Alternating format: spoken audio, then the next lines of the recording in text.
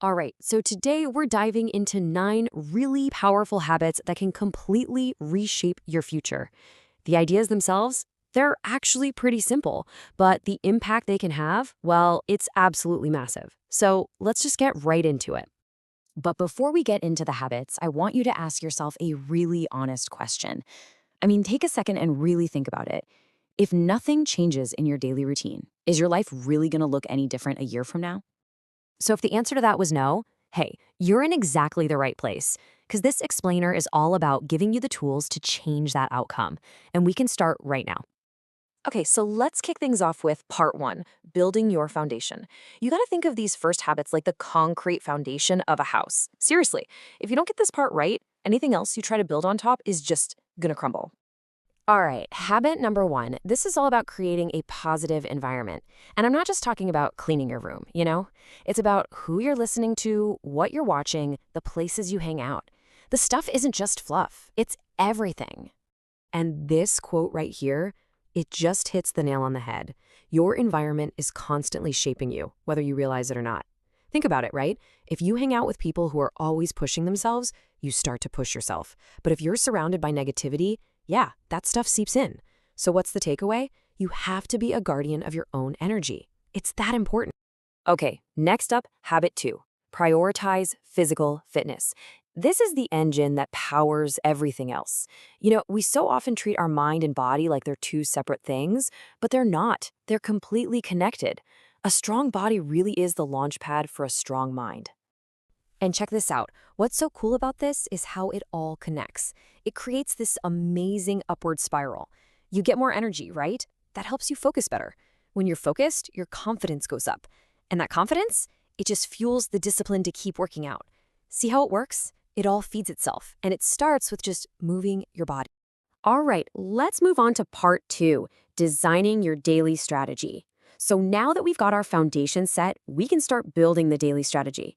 This is where you stop letting the day happen to you and start designing it with purpose. Okay, habit three, wake up early. I know, but this one is an absolute game changer. It's not about punishing yourself with less sleep. It's about giving yourself a head start. It's your quiet time, no emails, no phone calls, to work on what actually matters to you while the rest of the world is still asleep. And this little mantra here, win the morning, win the day. It says it all, doesn't it? Having a powerful, focused morning, man, it just sets the tone for the entire day. It's the difference between starting your day in the driver's seat, totally in control, or starting it in the passenger seat, just reacting to whatever comes at you. So what do you do with that extra morning time? Simple. You give your day a target. Habit four is daily goal setting. So many of us are busy, right? But are we actually productive? Daily goals are the cure for that drift.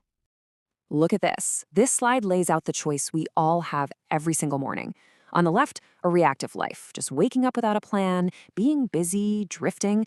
And on the right, a purposeful life. You're writing down just 3 key goals. You're taking focused action. You're actually moving closer to what you want.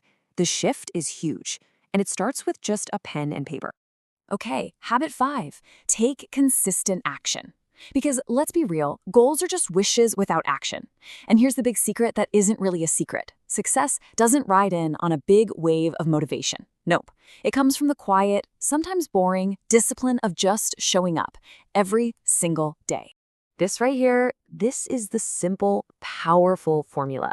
You start with these tiny daily actions, stuff that almost feels too small to matter. But then you layer on unwavering consistency. And what happens over time? You get this massive transformation that you could have never imagined from the starting line.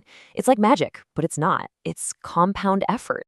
All right, it's time for part three, and honestly, this might be the most important piece of the whole puzzle. It's all about mastering your inner world.